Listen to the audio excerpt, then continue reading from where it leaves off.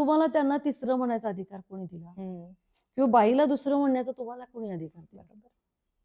पण आमचं स्वातंत्र्य अबाधित फार ठेवलं होतं आणि भूतकाळाला आमच्या कुणीतरी छान म्हणावं असं आम्हाला तिने घडवत केलं. जिथं सुजान पालकत्व नाही तिथं मुलांचं खूप मोठं नुकसान आहे, की बाईनी असं वागायचं असतं. हे म्हणजे हे असं म्हणजे जगणं. पोरांना भुकेलं ठेवायचं आणि दगडाच्या मूर्तीला नैवेद्य दाखवायचं. आपण दुसऱ्यांच्या भावनांवर हात घालून त्याच्या भावना कुस्करण्याचा मला अधिकार नाही. मला स्वतःला बदलता आलं पाहिजे. तर नको नको नको ह्यो आमचा धर्म नव्हे. खरा तो एकची धर्म जगाला प्रेम अर्पावे.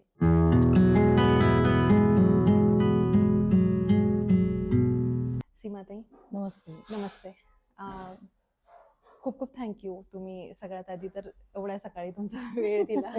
म्हणजे कामात काम काढून तुम्ही तुमचा वेळ दिला. Pleasure darling. आणि तुम्ही ज्याही क्षेत्रात तुम्ही ज्या पण क्षेत्रात काम करता, अंधश्रद्धा निर्मूलन असू दे किंवा स्त्रियांचे हक्क, इव्हन शिक्षण, आरोग्य, म्हणजे ज्यावेळेस तुम्ही मला तुमचं इंट्रोडक्शन पाठवलं त्यावेळेस मला वाचून असं झालं की मला जॅकपॉट लागलाय. म्हणजे एवढं सगळ्या क्षेत्रांमध्ये तुम्ही ऍक्टिव्ह आहे, सगळ्या क्षेत्रांमध्ये तुम्ही खूप उत्साहाने कार्य करता ऍक्च्युली. हे सगळे विषय माझ्या पर्सनली माझ्या खूप जवळचे आहेत, त्यामुळे मी फार एक्सायटेड आहे तुमच्याशी बोलायला. सो रिअली खूप खूप थँक्यू. सगळ्यात आधी कशाने सुरुवात झाली? म्हणजे असं आयुष्यात काही घडलं होतं का की ज्याने तुम्ही ठरवलं की मला या क्षेत्रांमध्ये काम करायचंय? तसं मुळात माझं फॅमिली बॅकग्राऊंड माहेरचं आहे. ते पुरोगामी विचाराचं, स्वातंत्र्य लढ्यामध्ये आजोबा असलेले, गोवा मुक्तीमध्ये वडिलांनी थोडाफार तरुण वयात काम केलं होतं. आणि अशी पार्श्वभूमी असली तरी समाजातली इतर जी व्यवस्था होती महिला मुलींच्या बाबतीतली, तर ते जे पारतंत्र्य त्या जगतात आणि थोडंफार घराणे संस्कारामुळे घरातले सगळेच तसे असतात नाही असं नाही. तर थोडं आमच्या वेळी काही रिस्ट्रिक्शन्स असायचे, म्हणजे 5च्या 6च्यातच घरात किंवा डोक्यावरचा बाईचा पदर पडला नाही पाहिजे किंवा अशा अगणित गोष्टी की ज्यात स्त्रिया तेवढ्याच क्षमतेनं असतात. हे मला अगदी लहानपणापासून जाणीव व्हायची की एक बाई नसेल तर मग आई कुठली असणार आहे, बहीण कुठली असणार आहे. आणि मग लहानपणापासून ग्रामीण भागाच्या पार्श्वभूमीवर राहिल्यामुळे तिथल्या महिलांचे प्रश्न, शेतकऱ्यांचे प्रश्न, त्यांच्या आर्थिक अडचणी आणि मग याच्यामध्ये स्त्रियांची होणारी अवहेलना किंवा त्यांच्या स्वातंत्र्यावरची गदा किंवा माहेर आणि सासर याच्यामध्ये खूप तफावत, माहेरकडून मिळणारं प्रेम आणि सासरकडून मिळणारा द्वेष, बरोबर, असे दोन टोकं, हे सगळं लहानपणापासून अनुभवत असताना वाटायचं की आपल्याला ह्या सगळ्या गोष्टी मोडीत काढल्या पाहिजे. पण माझ्या वडिलांचं असं वैशिष्ट्य होतं की माझ्या वडिलांनी मुलांवरती प्रेम केलं पण त्यांच्यावर धाक होता, पण आमचं स्वातंत्र्य अबाधित फार ठेवलं होतं. म्हणजे मुलींना खूप स्वातंत्र्य होतं आणि आभाळ कवेत घेण्याची ताकद त्यांनी आमच्यामध्ये निर्माण केली होती असं होतं. आई पण तेवढीच, म्हणजे माझे आई वडील अगदी शेती खूप मोठी असल्यामुळे माझे वडील 4 वाजता आई आणि वडील उठायचे पहाटे. आजही आमच्या आईचा तो शिरस्ता आहे. हा, आणि मग गड्या माणसांकडून छान शेती करून घेणं. माझे भाऊ कराडला शिकायला होते तर पहाटे 6:45ला डबा घेऊन जायचे वडील आणि आई तो डबा 2 टाइमचा भरून द्यायची. हॉस्टेलला राहून खाण्यापेक्षा मुलाला घरचं म्हणून मग वेगळा खाऊ वगैरे. आणि तीच तैनात आम्हा बाकीच्या छोट्या भावंडांसाठी पण असायची. असं खूप संघर्षात, खूप कष्टात आणि खूप समृद्धीत आम्हाला आई वडिलांनी घडवलं. अच्छा, म्हणजे दोन्ही आई वडील शिकलेले होते, शिक्षणाचा वारसा होता? हो, शिक्षणाचा वारसा होता. आई आजही वाचते, 85 वर्षाची आहे. पण तिच्या इतक्या सुंदर कथांनी आमचं आयुष्य समृद्ध केलंय तिने.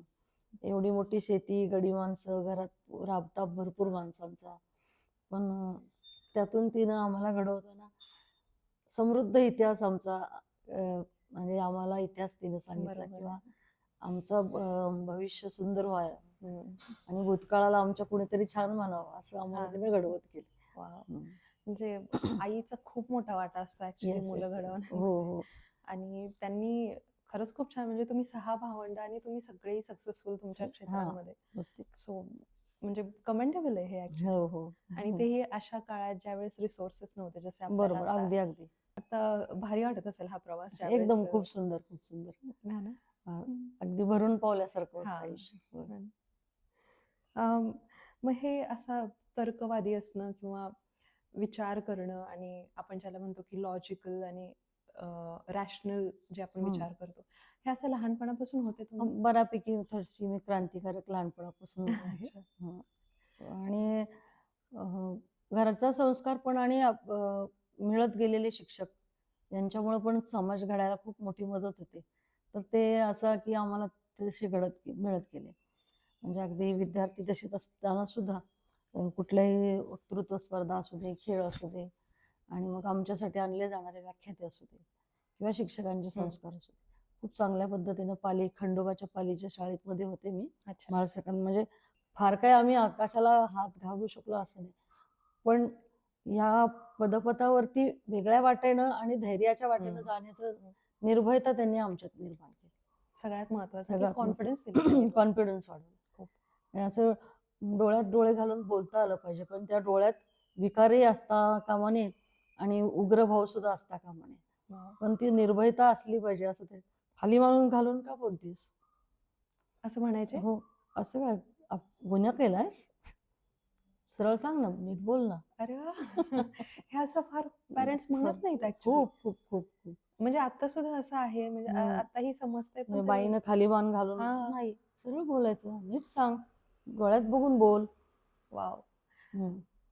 हे असं लहानपणापासून असल्यामुळे खूप खूप तुम्ही हा भारी आहे. भारी होते माझे वडील. हम्म. मी 10वीत असताना गेले हार्ट अटॅकने. अच्छा. पण जो काळ दिला तो एक बाप जेवढी समृद्धी देईल एका पोरांना हा. तितकी त्यांनी दिली.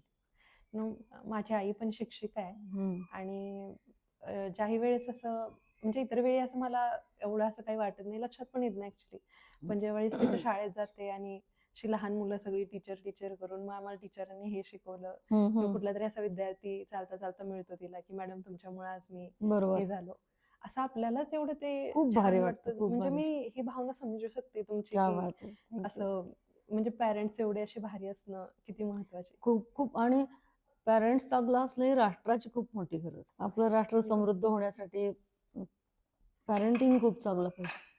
म्हणजे मी ज्या आता आपण बोलतच जाऊ, पण अंधश्रद्धा निर्मूलन असेल, महिला सबलीकरण, सक्षमीकरण किंवा महिला सुरक्षेच्या विषयाने काम करताना विद्यार्थ्यांवरती पण मी काम करते. म्हणजे सौंदलगे आमच्या गावाच्या, मला कर्नाटकाच्या बाँड्री दिल्या. अच्छा. ते एक रचनावादाची आम्ही शाळा काढली. म्हणजे त्याचे डी.एन. मगदूम प्रमुख आहेत. बरीच मोठी माणसं त्यात आहेत. तर त्या मुलांचा पालकत्वाचा विषय घेत असताना की त्या शाळेकडे बघताना किंवा माझ्या गावची मला ज्या सासरी दिले त्या रयत शिक्षण संस्थेच्या शाळेच्या स्कूल कमिटीवरती पण आहे. आणि एक चळवळीची कार्यकर्ती म्हणून काम करत असताना जे रस्त्यावर उतरून शाळांच्या बाबतीतले अनुभव आहेत, ग्रामीण भागातल्या शाळा असतील, शहरातल्या शाळा असतील, तर सगळीकडं एकच चित्र दिसतं. जिथं सुजाण पालकत्व नाही तिथं मुलांचं खूप मोठं नुकसान आहे. त्यामुळे मला सातत्यानं असं आम्ही कार्यशाळा घेतो सुजाण पालकत्वाच्या वगैरे, तर सातत्यानं मला असं वाटतं जितक्या बालकवाड्या महत्वाच्या आहेत त्याहून जास्त पालकवाड्या महत्वाच्या. बरोबर. केवळ मी बाळ जन्माला घातलं, लग्न झाले म्हणून प्रोसेसमध्ये पुढे बाळ झालं, तर असं न घडता त्या बाळाला तुम्ही तुमचं पैसा देण्यापेक्षा वेळ कसा जास्त देता येईल. पैसा तर आहेच, महत्वाचीच गरज आहे. पैसा नसेल तर काही चालणार नाही. बरोबर.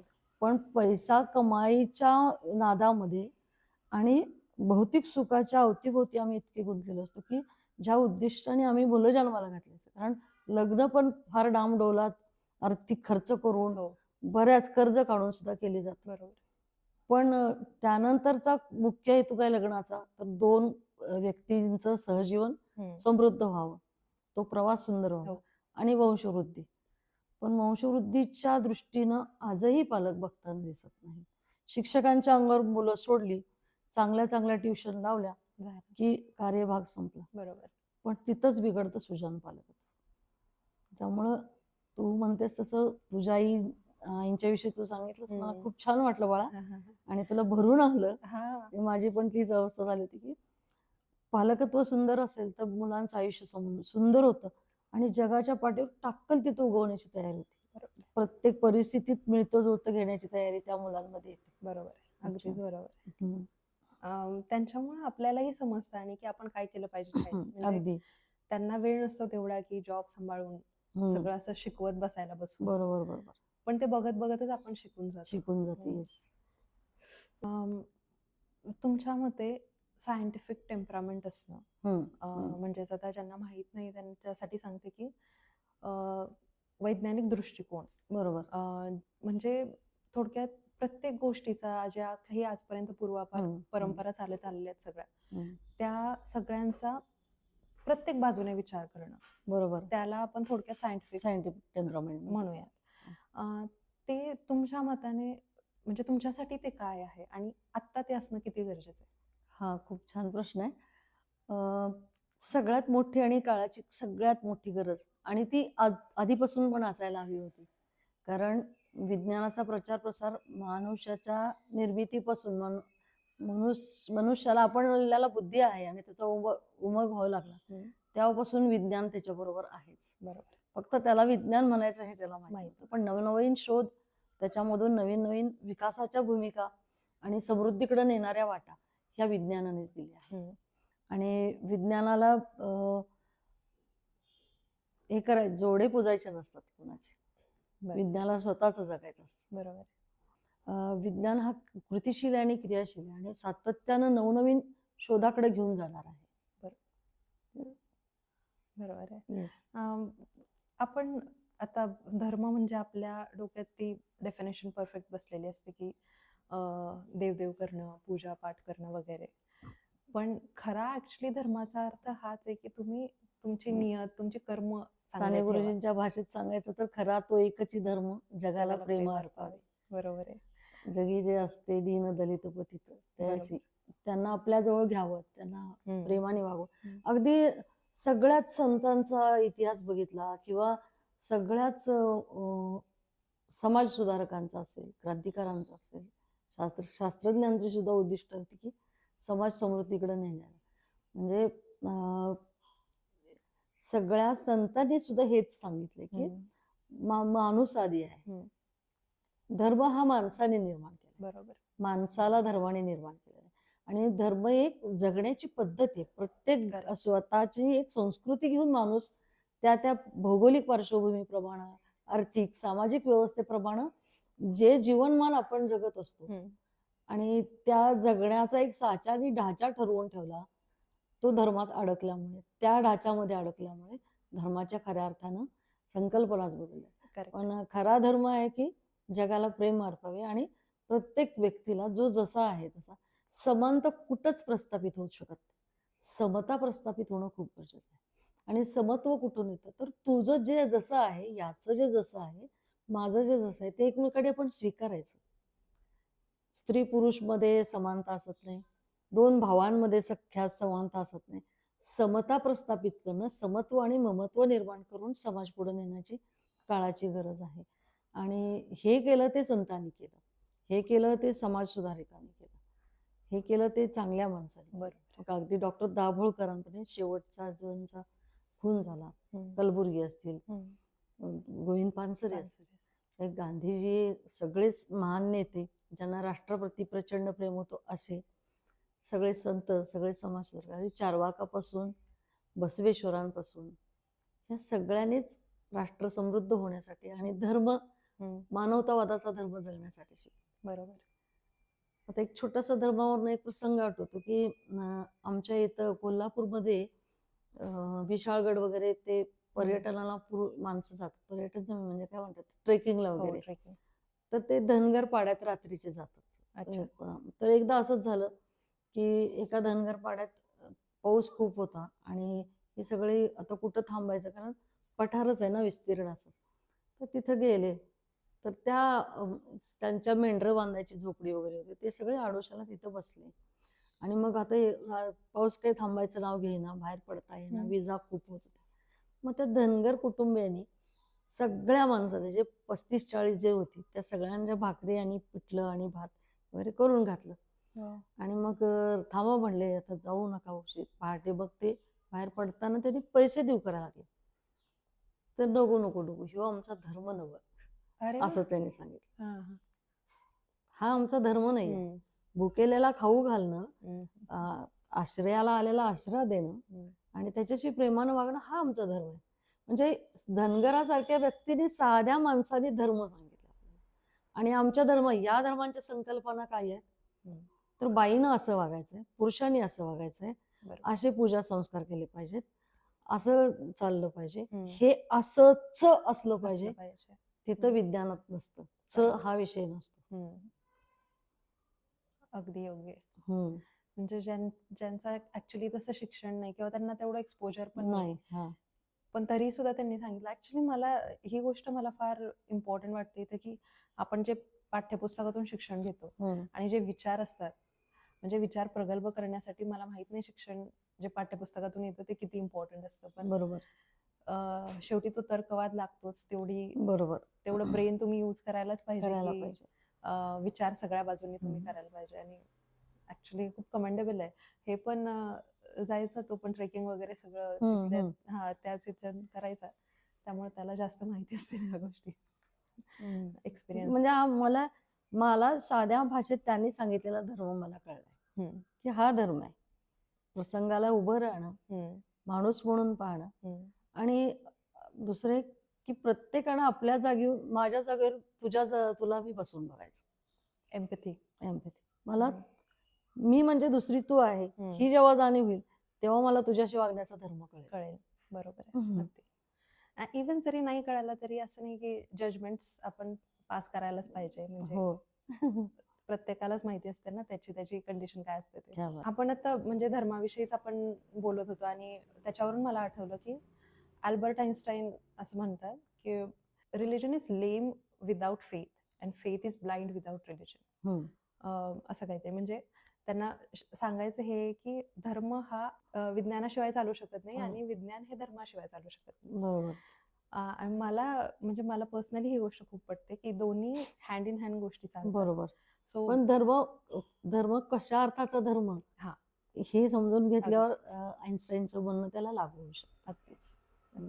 हा जो आता चालू आहे, म्हणजे प्रत्येक धर्मियांच्या कोणाच्या प्रार्थनांवरती किंवा श्रद्धांवरती बोलायचं नाही, बरोबर, पण विश्वास किंवा त्याच्यातून मिळणारी एनर्जी ह्याच्यावर आपण विश्वास, आईचा आशीर्वाद, आईनं छान म्हणणं, आईनं पाठीवर हात फिरवणं, आईनं आलाबाला काढणं, बापांच्या नजरेत आपल्याला प्रेम असणं, बापाने गाळामिठी करणं, ह्या गोष्टी आपल्याला हवंच असतात ना. बरोबर. ह्याविषयी पण श्रद्धा असतो, पण त्याच्यातून पुन्हा त्याला काही फाटे फुटत गेले की ह्याच्यासाठी हे करायला पाहिजे, आणि ते तुम्ही मगाशी म्हणलं तसंच करायलाच पाहिजे, तो मग चची बाधा झाली की बरोबर, धर्म गुंडाळला जातो वाईट दिशेच्या दृष्टीने. बरोबर. आता तसं तुम्ही म्हणले की श्रद्धा हाच अंधश्रद्धेचा तिथूनच सुरुवात होते ऍक्च्युली सगळ्या गोष्टी. माझ्या वडिलांवर माझी श्रद्धा आहे म्हणून मग मी नैवेद्य दाखवायचा त्यांना, मी त्याला हार घालायचा फोटोला, मी ते पूजा करायची त्याची. ह्या अंधश्रद्धा आहेत ना त्या फोटोतल्या व्यक्तीपर्यंत ते पोहोचतं. आणि मृत्यूनंतरचं जग कुणी पाहिलेलं नाही, कुणी ते समोर आणून दाखवलेलं नाही. एक जीव गेला, तो मातीत मिळाला, मग तो दफन होऊ दे, दहन होऊ दे, आणि पारशाच्या विहिरीत असती ती परिस्थिती होती, त्याच्यानंतर काहीच नसते. पण मग माझ्या वडिलांवर माझी श्रद्धा आहे, पण ती पूजा मांडणं ही श्रद्धा नाही. त्यांच्या विचारांची मी पायीक असणं, त्यांच्या सद्गुणांचा मी भार घेऊन पुढे जाणं, ही त्या श्रद्धेला वाहिलेल्या एक प्रकारचा फार छान आदरांजली आहे की मी तुमच्या वाटेवरची झाले. माझ्या दोन्ही आज्या, म्हणजे आईची आई आणि वडिलांची आई, त्या तर दोघी इतक्या पुरोगामी होत्या की नैवेद्याचा प्रसाद किंवा पुरणपोळी केली आहे तर ते पुरण आम्ही सगळे जाऊन वाटीत घेऊन खात होतो. पण ते नव्हते म्हणत की देवाचं, खूप घरात मी बघायचे की अजून देवाला नैवेद्य दाखवला, नैवेद्याचं झालं नाही, मग आमच्या घराच्या पोरांना वळणच नाहीत असंही त्या म्हणायच्या की यांच्यात बाई नैवेद्याशिवायच खातात. तर माझ्या दोन्ही आज्या म्हणायच्या की पोरांना भुकेला ठेवायचं आणि दगडाच्या मूर्तीला नैवेद्य दाखवायचं, हे पटायचंच नाही, तथ्यच नाही. तर अशा संस्कारात थोडी माझी आई थोडी धार्मिक होती, पण हे नव्हती, म्हणजे असं खूप जास्त कर्मकांड नाही, काय कुठलंच नाही, म्हणजे काहीतरी. पण तिला ते 1-2 पुस्तकं वाचली, छान मन वाटेल. शांती मिळते. हा करेक्ट. कारण तसं तर ती इतर प्रचंड वाचन केल्यामुळं तसा तिचा त्या कर्मकांडांवर आजही विश्वास नाही किंवा कोणाला हात दाखवणं आणि भविष्य बघणं हे नाही. तर ती देवपूजा छान करणं, मग प्रसन्न वातावरण होतं. मग वडील बाहेर पडायच्यात ते सगळं छान, त्यांना छान वाटलं पाहिजे. बरोबर. हे वडील काय देवाला जाऊन नमस्कार करत नव्हते, पण पण तरी तिला ते सुचिरभूतता हम्म. तेवढी प्रचंड ती करायची. हम्म. आजही तिचं तसंच नेचर आहे. आणि घरही फ्रेश राहत असेल. घर फ्रेश असतं असं हम्म. तिचं म्हणणं. बरोबर. विज्ञान असं सांगतं की मात्र हे दिवा जाळणं किंवा उदबत्ती घालणं, अर्थात अंधश्रद्धा निर्मूलनाचे असतील किंवा समाजात काम करणारे हे सगळे जे लोक आहेत ते अनिष्टची चळवळ तर 100% विवेकाने चालते. आपण दुसऱ्यांच्या भावनांवर हात घालून त्याच्या भावना कुस्करण्याचा मला अधिकार नाही. मला स्वतःला बदलता आलं पाहिजे आणि त्या बदलाकडे मी घेऊन जाताना ज्यांना मी हळूवार सांगून बदलू शकेन अशांपर्यंत मला जाता येईल. बरोबर. पण कोणाला तोडामोडा करणं आणि म्हणजे अंधश्रद्धा निर्मूलनाच्या संदर्भात खूप गैरसमज पसरवले जातात बरोबर. की आम्ही लोकांच्या धर्म भावना, आम्ही देव लोकांच्या मनात नाही, देवच नाही किंवा देव मानू नका असं म्हणत आम्ही तुम्हाला दाखवतो की हे हा सूर्य आणि हा जयद्रथ आणि काय मानायचं किंवा अर्थात व्यक्तिशः मी दाभोळकर हे खूप मृदू विचाराचे होते किंवा लोकांच्या भावनांचा विचार करत करत तुझ्यातला देव घेत घेत मी तुझ्याबरोबर यायचं आणि मग हळूहळू मी पेरायचं. पण मला मात्र आज तसा त्रास होतो. मी थोडी लागू प्रेमी आहे. डॉक्टर श्रीराम लागूंच्या माझ्या मते जोपर्यंत देवळं मग मस्जिद असू दे, आज्ञारी असू दे, ह्याच्यापेक्षा माणूस स्वतःच्या शरीराला एक देऊळ समजून किंवा देव समजून, देवारा समजून त्याला जो ते नीट ठेवत नाही तोपर्यंत काही अर्थ नाही. कारण माझ्या शरीराची आबाळ करून म्हणजे मला इतकी छान माझी आई सातत्यानं सांगते की तिला बस म्हणलं, बसायचं कशासाठी? गाडगे बाबांच्या भाषेत हे शरीर भाड्यानं मिळाले, ते वापरायचं, त्याचं सगळं भाडं फेडून घ्यायचं. का बसायचं? आळस हा शब्द तिला माहिती नाही. अच्छा, म्हणजे असं विश्रांती नाही, सतत काम आणि सतत काम केलं की छान झोप लागते म्हणते. पडल्या पडल्या झोप लागते, काम नाही म्हणून झोप लागत नाही. तर हे सांगण्याचं तात्पर्य असं आहे की आपल्याकडं इतकी नाते संबंध असतात, अवतीभोवतीचा समाज असतो, त्याचा आपण द्वेष करतो. अघडीत स्त्रिया बघितल्या देवाची माळ हातात असते, देवपूजा करत असतात आणि लक्ष घरातल्या प्रत्येक नात्याकडे असतं. कामवाल्या बायकांनी चहाच घेतला का, हेच खूप जवळून बघितले आणि अशा तक्रारी ऐकलेत. पण सुनांच्या बाबतीत अजिबात सजग नाही समाज. माझी आई पण सांगते आणि आमच्यावर तो संस्कार पण झाल्यामुळे असेल की कुणाचं तरी आईबाईचं एक बाळ माझ्या घरात माझ्या बाळासाठी येतं. मला जेव्हा मुलगा असेल, सून म्हणून माझी सून जेव्हा येते तेव्हा ते कुणीतरी एका माऊलीनं जीवाचं रान करून वाढवलेलं, अंगा खांद्यावर घेतलेलं, त्याचं सगळं केलेलं शिशूपासून सगळं करून तिला दुसऱ्याच्या घरी पाठवतो. मग माझ्या बाळाला जर मी आई म्हणून एक पट सुख आहे, घरातल्या नातलगांचं सगळ्यांचं एक पट सुख आहे आणि ती बायको आली तर तिचं दुप्पट सुख मिळणार ना माझ्या पोराला. म्हणजे समृद्ध कोण झाला? माझाच मुलगा ना.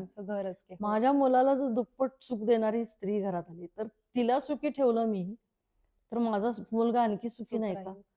हेच बायकांना अजिबात कळत. आणि जे ते वय असतं, तारुण्यसुलभ भावना असतात, त्या काळात आजही शिकलेल्या बायका सुद्धा मुलगा आणि सुनेला एकत्र बघायला त्रास करून घेतात आणि अशा घटना आम्हाला हाताळाव्या लागतात.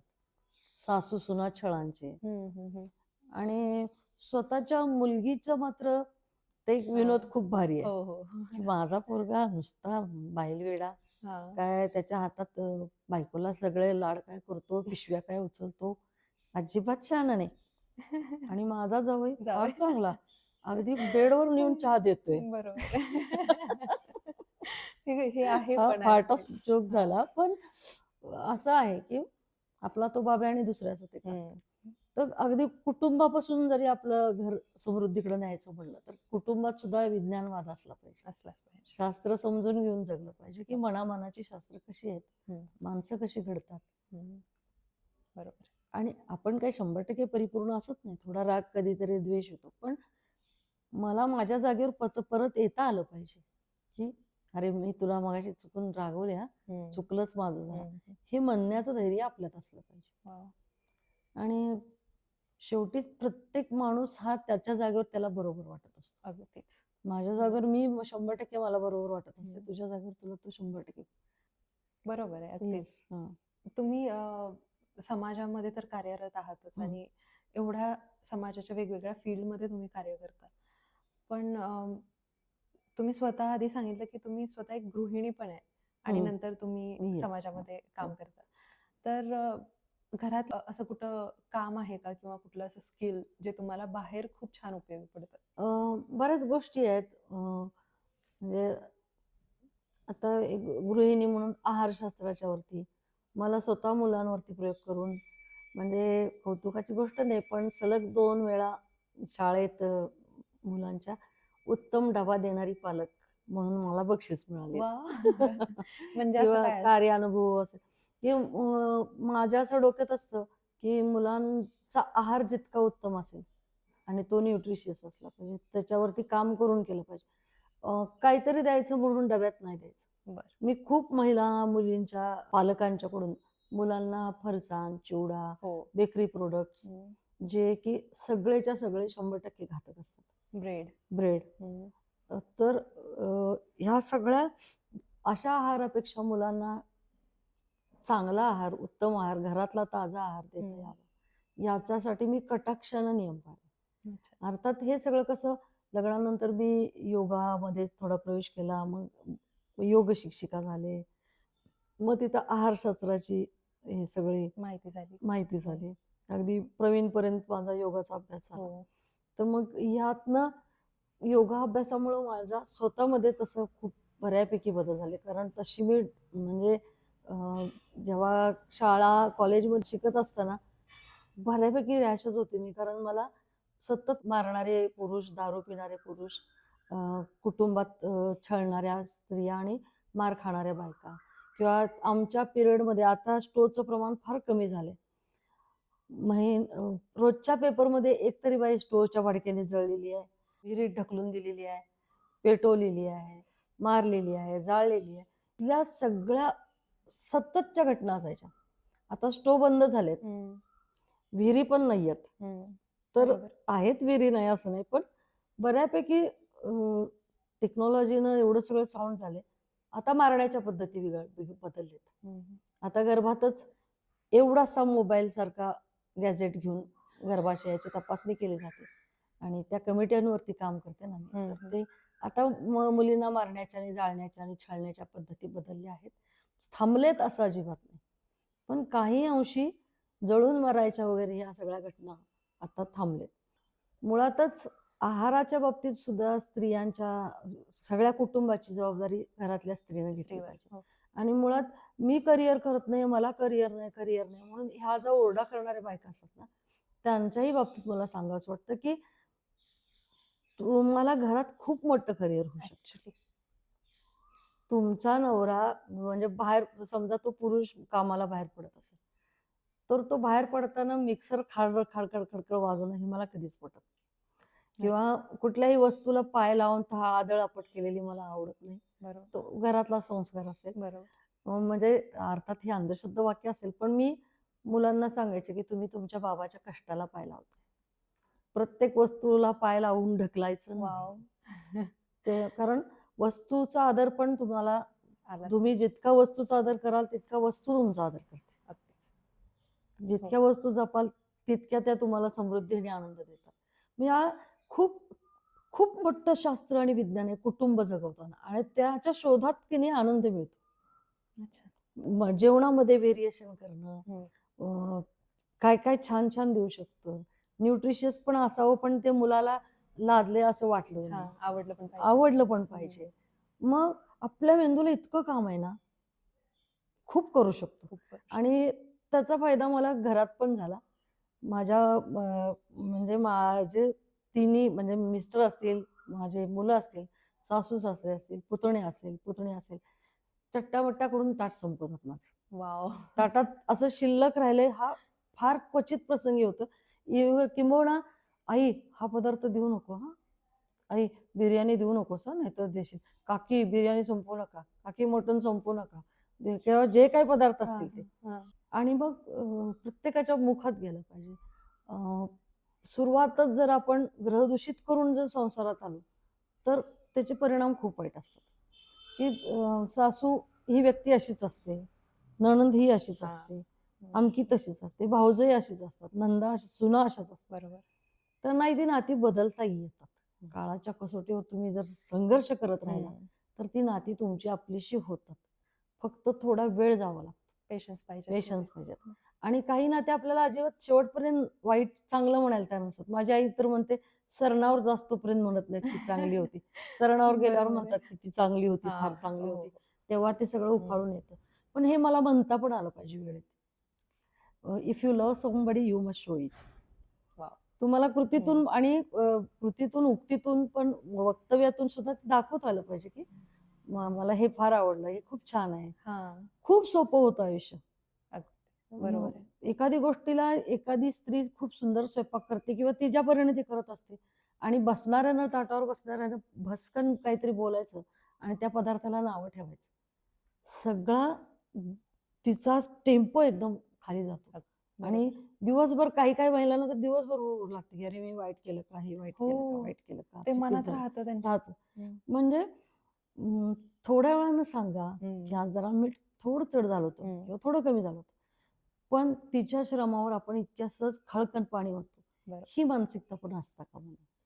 बरोबर. तर मग असा ह्याचा बाहेर पण खूप परिणाम झाला. म्हणजे आहारशास्त्र शिकवताना किंवा मुलांना काय आवडतं आणि मुलांची रिएक्शन कशी येते हे मुलांकडून पण मला शिकता आलं. माझ्या मिस्टरांना इतर जणांना सांगावंच वाटतं की सीमा हे खूप छान करते. तर मग हे गिव्ह अँड टेक आहे. तुम्हाला समोरून पण जसं आलं, बरोबर. माझ्या प्रत्येक कृतीला जर तुम्ही नावं ठेवत राहिला तर माझ्यातला नाही, माणूस खरं. कधीच उभारी घेत नाही. बरोबर. पण कोणतरी नावं ठेवते म्हणून मी प्रयत्न सोडणे हेही हेही तितकंच बरोबर नाही. हेही तितकंच हे आहे. आणि कुठलंच घर त्याग, समर्पण, मायेशिवाय पुढे जात नाही आणि पाठीवर टाकण्याशिवाय. क्षमा ही सगळ्यात खूप ताकद देते. ते पाहिजेच. पाहिजे. मला वाटतं ते वयानुसार पण होतं. जसं जसं आपण मॅच्युअर होतो अजून, हा, तेवढे ते जास्त पण आहे. आपण क्षमाशील होत जातो की होत जाऊ जातं. द्या, सोडून द्यावं. आपण आता कुठल्याही घरी किंवा कुठल्याही माणसाला एखादा असं काही सांगायला गेलो की हे चुकीचं आहे किंवा हे असं करू नका, शक्यतो धर्म किंवा श्रद्धा या सब्जेक्टवरच कोणाला काही सांगायला गेलो तर लगेचच त्यांचं असं असतं की तुम्ही नास्तिक आहात किंवा तुम्ही आमच्या याच्यावर कसे क्वेश्चन्स करू शकता. तर धर्माचा आणि अंधश्रद्धेचा एवढा क्लोज रिलेशन का आहे? खरं तर हा जेंडरचा आणि सेक्सचा विषय आहे. धर्मामधल्या ज्या विकृती येतात त्या लादल्या गेल्यात की बाईनी असं वागायचं असतं, बाईनी डोक्यावर पदर घ्यायला पाहिजे, बाईनी केसाला कात्री नाही लावली पाहिजे, बाईनी पुरुषांनी किंवा हे पुरुषांनी रडायचं नसतं. हो. पण ह्या अशा काही जबाबदाऱ्या किंवा अशा विकृत व्यवस्था ह्या धर्मव्यवस्थेतूनच खूप लादल्या गेल्या. आणि स्त्री पुरुष समतेच्या पातळीवर काम करताना ह्याचा सतत अनुभूती येते की पुरुषांनी रडायचं नाही. जसं प्रत्येक स्त्रीमध्ये 70% पुरुष असतो आणि प्रत्येक पुरुषामध्ये 70% बाई असते आणि 30% असतं ते मातृपितृ लिंग असतं. आणि त्या 30% जीवावर पुरुष खूप चढ झालेत आणि स्त्रिया खूप न्यूनगंडात गेलेल्या आहेत. बरोबर. इतका त्यांच्यात न्यूनगंड आलाय की आम्ही बाई म्हणजे मी असं बसलं पाहिजे, बाई म्हणजे मी असं बोललं पाहिजे, किंवा हे म्हणजे ह्या जबाबदाऱ्या माझ्या. हा संस्कार आमच्या पिढ्यांनी तरी ऍटलिस्ट आमच्या आधीच्या बायकांवरती, महिलांवरती हे झालं होतं की पुरुषांना एक श्रेष्ठत्व द्यायचं आणि आम्ही कनिष्ठ, सतत आम्हाला कनिष्ठ म्हणून घ्यायचे किंवा दुय्यम दर्जा. तर ह्या अर्थात सगळीकडे समतेच्या पातळीवरती, समानतेच्या पातळीवरती माणूस आपल्याला नेता आला पाहिजे. तो आपल्याकडे होत नाहीये. म्हणजे आता मी मगाशी म्हणल्याप्रमाणे 70% स्त्री आणि 70% पुरुष असतोच. म्हणजे म्हणजे तुझ्या जिभेला जिथं गोड लागतं तिथंच ह्याच्या पण जिभेला लागतं ना. पुरुष आहे म्हणून ह्याला काही वेगळ्या ठिकाणी लागतं का? बरोबर. आणि काही 9 अवयव आहेत ते एकमेकाला आपण दान करू शकतो. स्त्रीचे पुरुषाला आणि पुरुषाची स्त्रीला. देता येत नाही म्हणजे लिंगाचा फक्त विषय असतो. बाकी तुमचं रक्त देऊ शकता, त्वचा देऊ शकता, डोळे देऊ डोळे. शकता, हम्म. किडनी देऊ शकता, लिव्हर देऊ शकता. असे 8 ते 9 अवयव आपण एकमेकाला देऊ शकतो. ते इतके सेम आहेत. हम्म. पण मग एवढं समत्व असताना 70% इतके सेम असताना 30-30% जर आदर केला एकमेकाचा, सन्मान केला, त्याला बाईच्या लिंगाला कमी नाही म्हटलं, तर समृद्ध होणार नाही का समाज? आणि प्रथम, द्वितीय आणि तृतीय, ते तृतीयपंथी आम्ही हिजडा कम्युनिटीला म्हणतो, LGBTIQ+ मधल्या कम्युनिटीला. तुम्हाला त्यांना तिसरं म्हणायचा अधिकार कोणी दिला? किंवा बाईला दुसरं म्हणण्याचा तुम्हाला कोणी अधिकार दिला?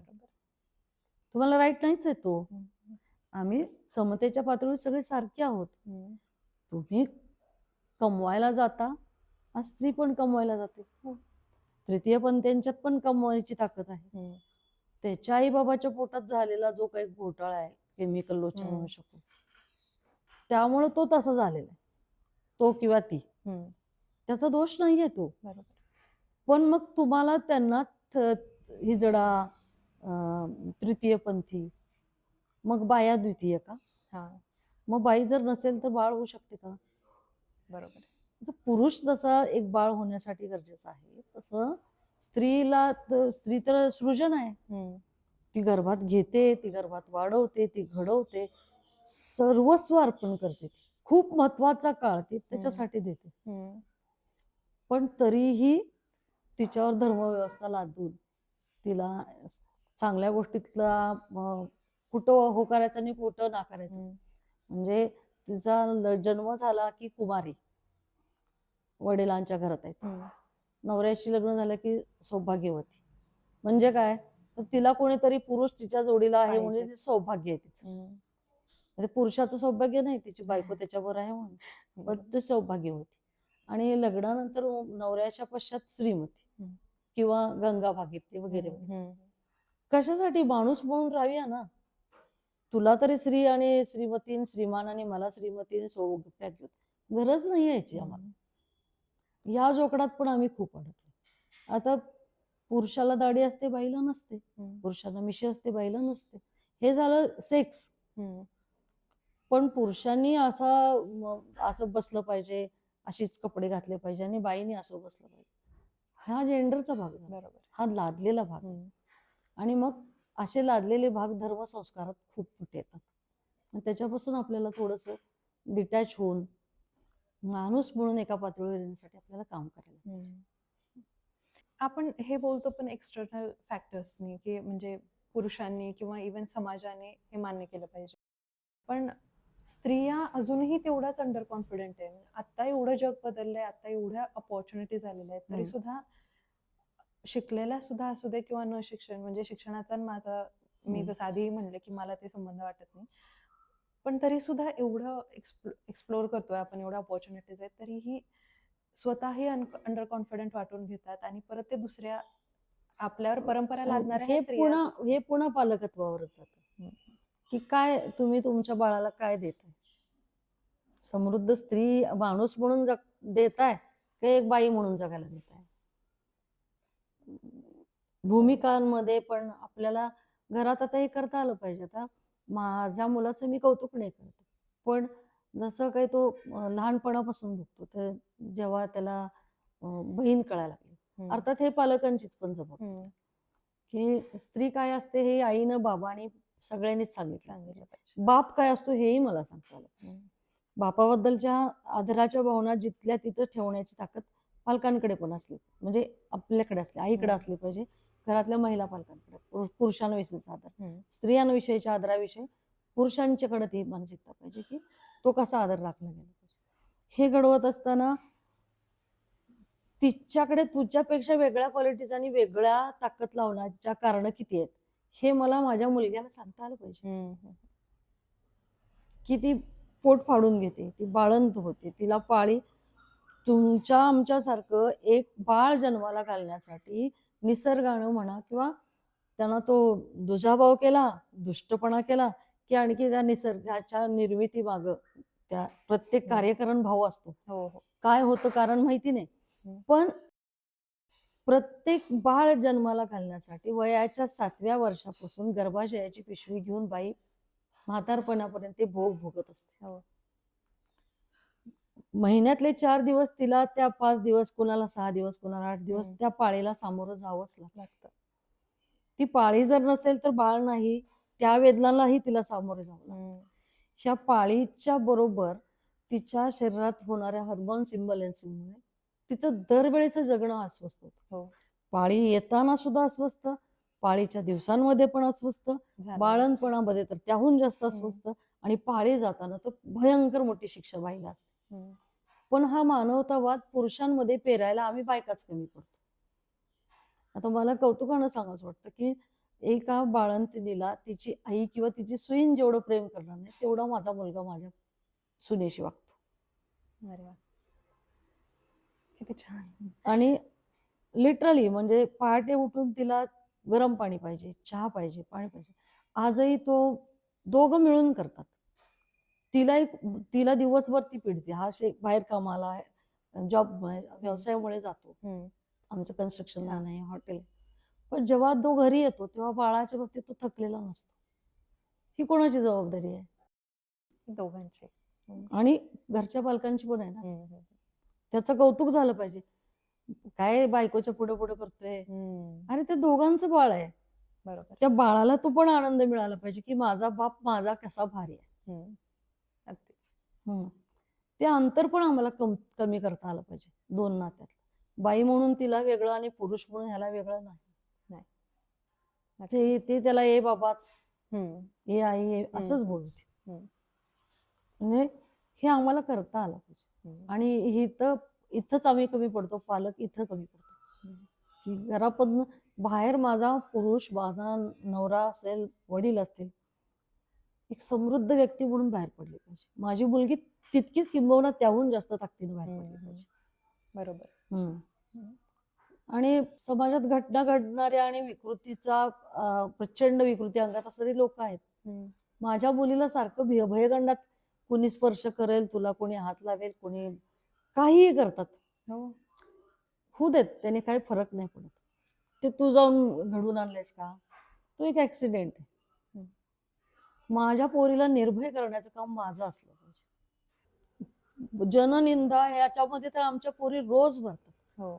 जातीच्या उतरंडीखाली निर्माण केलेल्या त्या व्यवस्थेनं, ज्यांनी स्वतःला श्रेष्ठ समजलं, मुखातून आम्ही आलोय, हृदयातून क्षत्रिय आलेत, पोटातून वैश्य आलेत आणि कमरेतून शूद्र आलेत, असे म्हणणाऱ्या व्यवस्थेनं स्त्रियांना तर कुठंच जागा दिलेली नाहीये. हे मोडीत काढण्याची जबाबदारी माझी आहे ना. मला शिक्षणाने हे दिले. मी पोत्या पुराण वाचण्यासाठी सावित्रीबाईंनी लढा दिलेला नाहीये.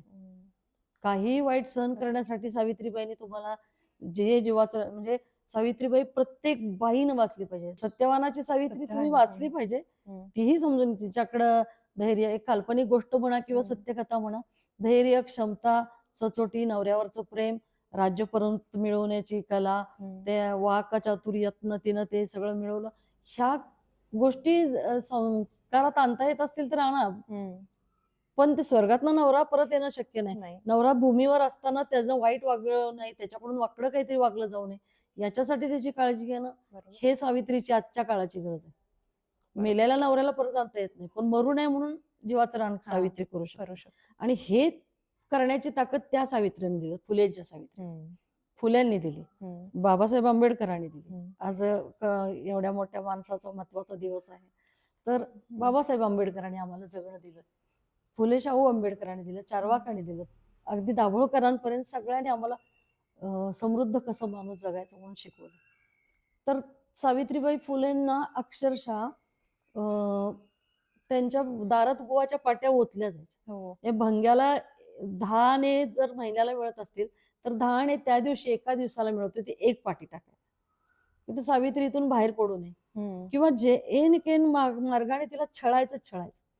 ती सावित्री ज्योतिबा फुल्यांच्या मृत्यूनंतर सतत 9 वर्ष संघर्ष करत होती की शाळा बंद नाही पडली पाहिजे.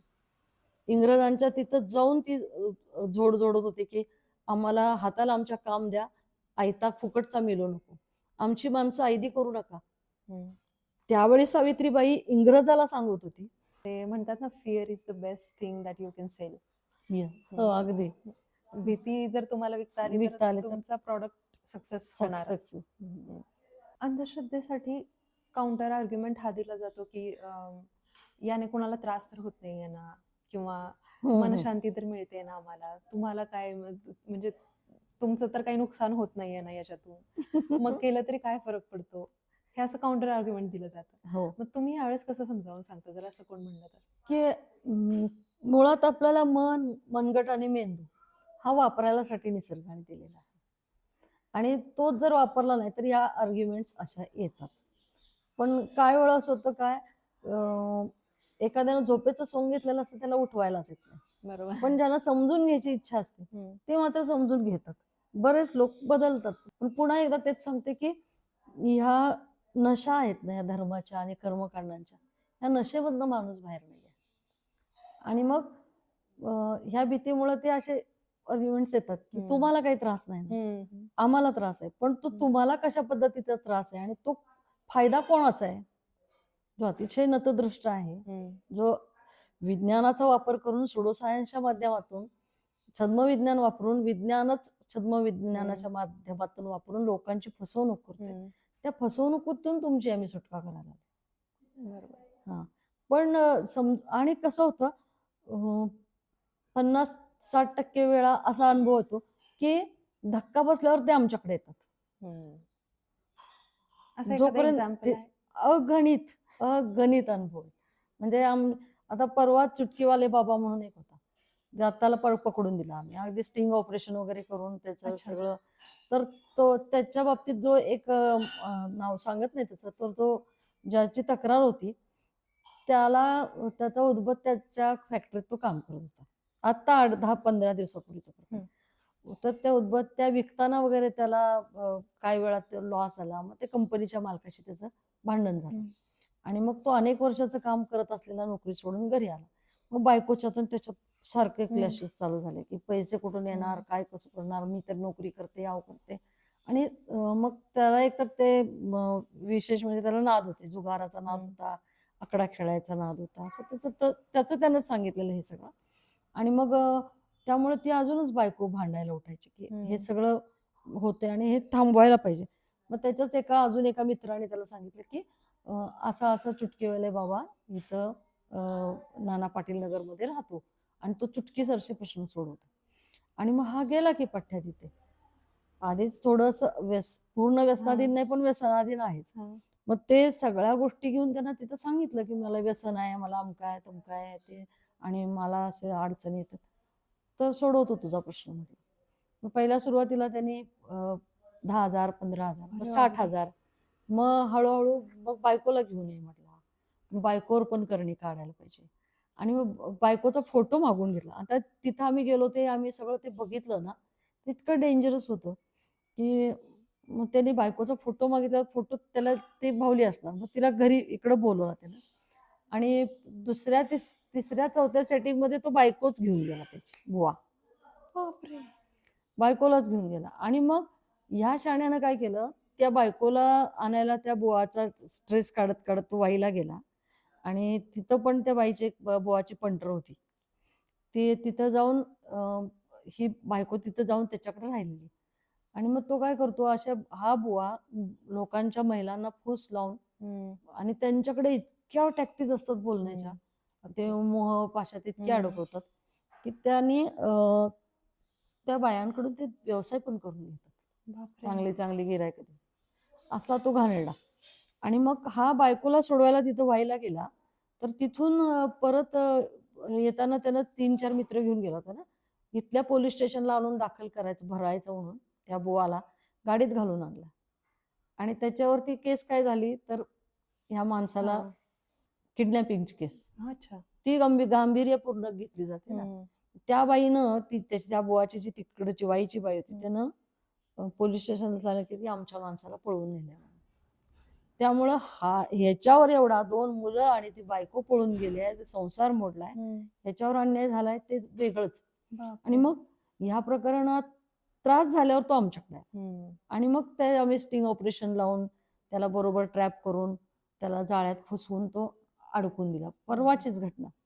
असे कितीतरी बुवा बाबा आम्ही पकडतो. जेव्हापासून कायदा पारित झाला, डॉक्टर दाभोळकरांचा त्याच्यासाठी खून झाला अंधश्रद्धा निर्मूलनाच्या ह्या चळवळीसाठी. पण डॉक्टरांच्या जाण्याच्या दुसऱ्या दिवशी तो कायदा पारित केला. पण तेव्हापासून अगणित बुवा बाबा आमच्या ताब्यात आले. आपण आता एवढ्या ह्या सगळ्या स्टिंग ऑपरेशन वगैरे याच्या संदर्भात बोललो. इतर सगळ्या अंधश्रद्धांविषयी जेवढं मला पर्सनली हिट होत नाही तेवढं एका गोष्टीविषयी होतं, आणि जे माझा पर्सनल ऍक्च्युली तो ट्रिगर पॉइंट पण आहे. आणि एक स्त्री म्हणून मला याच्याविषयी फार बोलू वाटतं सगळ्यांशी. ते म्हणजे मासिक पाळी आणि त्याच्या अवतीभोवती ज्या काही आपले विचार आहेत की स्त्री अपवित्र होते आणि मग तुम्ही बाजूला बसा, ह्या सगळ्या गोष्टी. हे म्हणजे इतर वेळेस मला ज्या वेळेस कोणी असं सांगतं की हे करू नकोस, म्हणजे बुधवारी केस कापू नको किंवा शनिवारी नखे कापू नको, तर तरी पण ठीक आहे, म्हणजे आता मला नाही वाटत, पण असू द्या, ठीक आहे ना, काही प्रॉब्लेम आता रात्रीचं नख कापू नये ह्या गोष्टी का तर पूर्वीच्या काळी डॉक्टर इतके सहज उपलब्ध नसायचे किंवा आजही लाईट नसायचे. जिवारी लागलं, जोरात लागलं तर ते इजा होऊ शकते. रात्रीचा केर बाहेर टाकू नये, याच्या पाठीमागं केरातनं काहीतरी चांगली मौल्यवान वस्तू जाऊ शकते, त्यामुळे दिवसा टाक. मग रात्रीचा केर टाकू नये तर का तर लक्ष्मी जाते, म्हणजे काहीतरी मौल्यवान वस्तू पडलेली जाते. बरोबर. पण त्याला ते कारण देत नव्हती. तर माझ्यासारखी जरा मला सवय होती का सांग, का नाही टाकायचं, एक्झॅक्टली.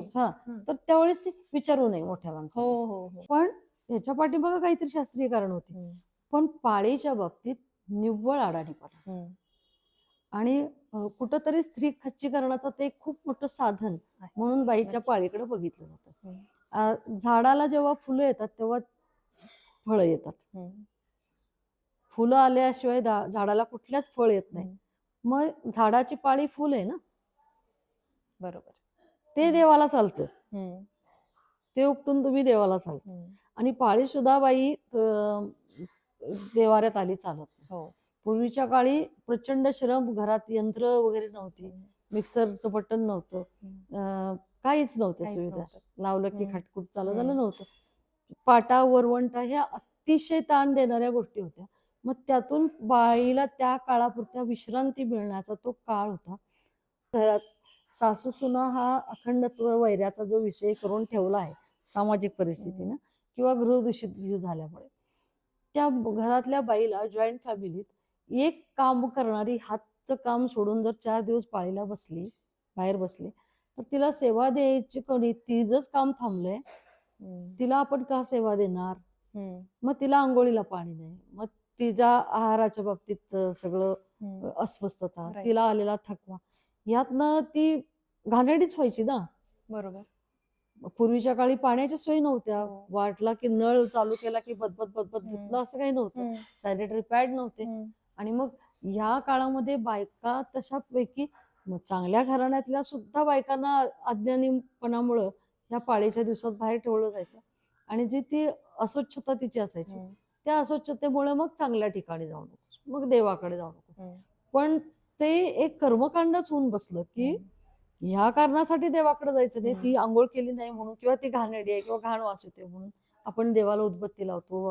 आपण म्हणजे लावणारी, मी नाही. तर हे केलं जातं. तिथं तिनं जाऊ नये म्हणून चहा किंवा मग घाणेरडी आहेस, आपल्याला किळसच येतं ना. आपल्या एखाद्या घरातल्या माणसानं जर आंघोळ नाही केली आणि अजागळासारखं तसंच जेवत असेल, ब्रशिंग नाही केलं तर आपल्याला पण घाण वाटेल.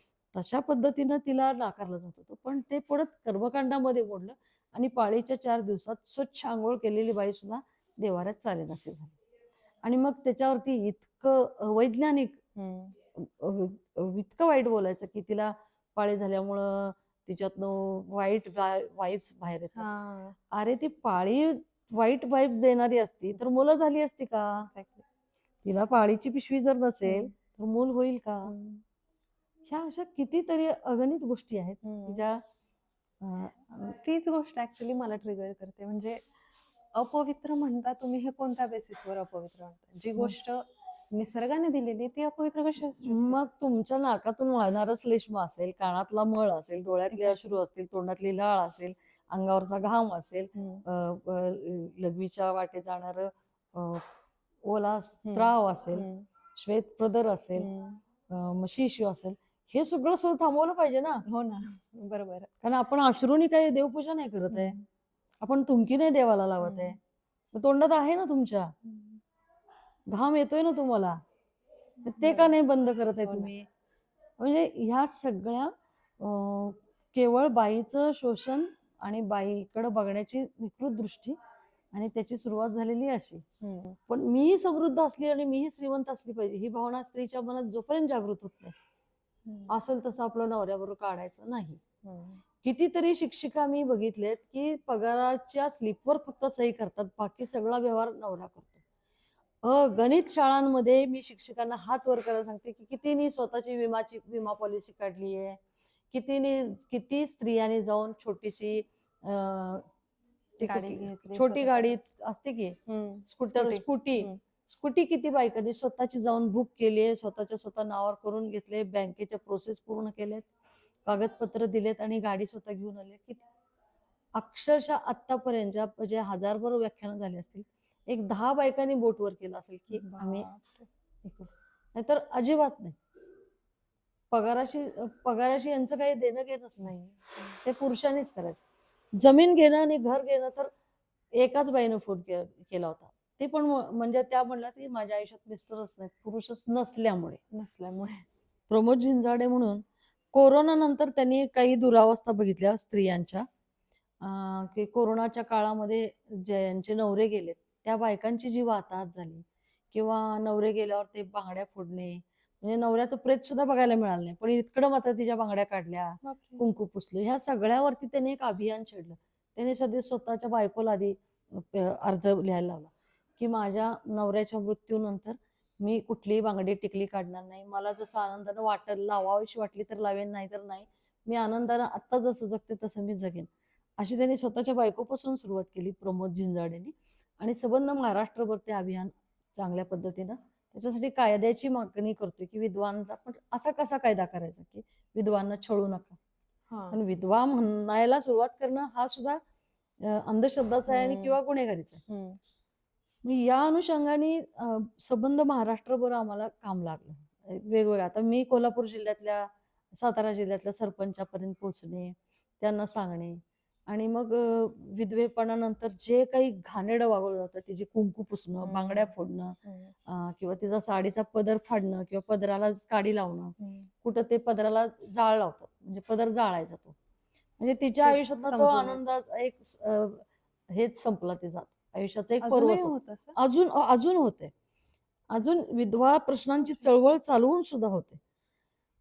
तर मग त्या संदर्भात मी एका सरपंच बाईंना फोन केला सातारा जिल्ह्यातल्या, की मॅडम असं असं आम्ही येणार आहे आणि आपला समिती गठीत करायची आहे आणि विधवा प्रश्नांवरती संबंध गावाची ग्रामसभा बोलून त्या घेतल्या जात होत्या. तिथं सगळ्या स्त्री पुरुषांना सांगितलं होतं, पण नुसतं कुंकू पुसणे, टिकली पुसणे असं नाही, तर त्या गावातल्या त्या स्त्रीचा आर्थिक आधार काय आहे, तिची आर्थिक कंडिशन कशी आहे, गावातल्या चांगल्या लोकांनी लक्ष घालून तिचा तो प्रश्न सोडवायचा. समजा इतकं भयंकर आहे की कितीतरी स्त्रियांना घरातलं अर्थकारण कसं चालतं माहित नाही, नवऱ्याची बँकेत खाती कुठं आहेत माहित नाही, इंडस्ट्री असेल, व्यवसाय असेल तर त्या व्यवसायात काय चालतं हे भारतातल्या 65% ते 70% बायकांना माहिती नाहीये.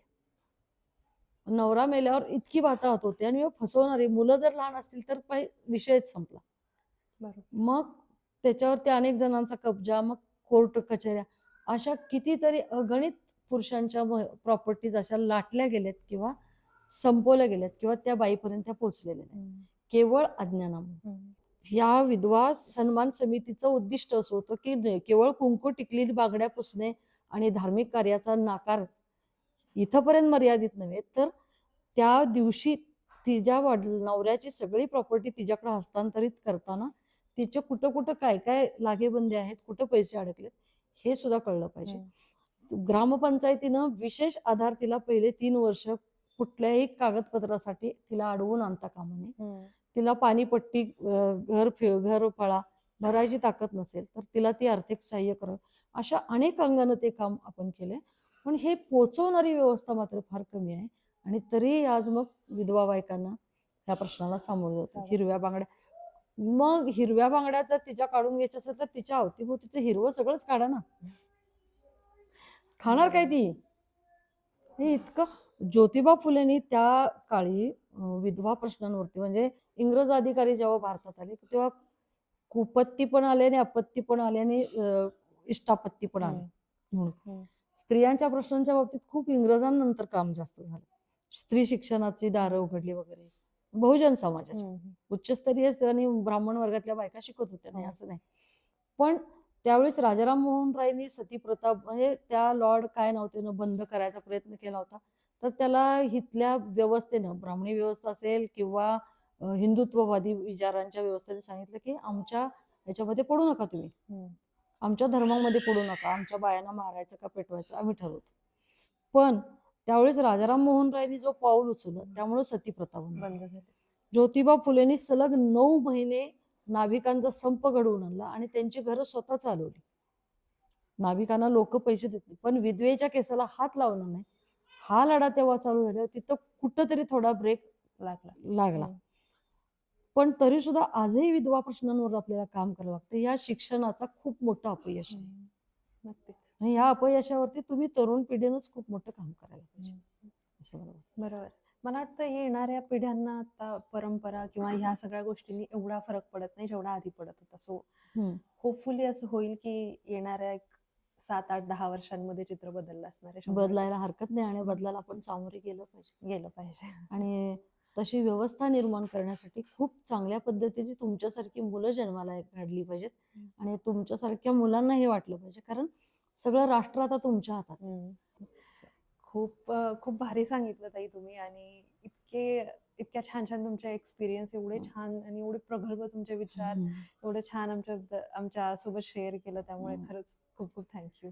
आणि कलासक्त पण असलं पाहिजे, कुठली तरी एक कला तुम्हाला आत्मसात, जोपासली पाहिजे. जेणेकरून तुम्हाला तुमचं मेंटल स्ट्रेस्ड आउट व्हायला खूप फायदा होतो. हम्म. खेळ तर पाहिजेच, हम्म. स्विमिंगचा नाद असू दे किंवा अगदी बाबा आमटेने आता भंगी कापात सोनं केलं.